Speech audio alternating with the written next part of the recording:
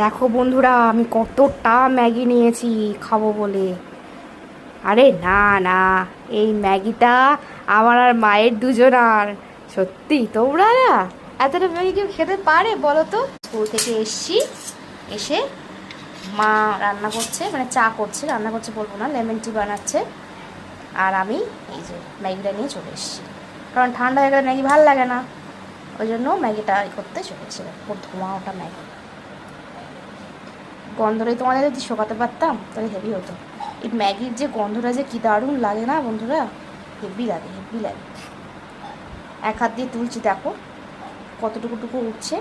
আমি আসলে দুটো চামচ এভাবে মিশিয়ে নিয়ে তুলি, মানে এভাবে সাইডে ধরে চিমচি মতন করে তুলি।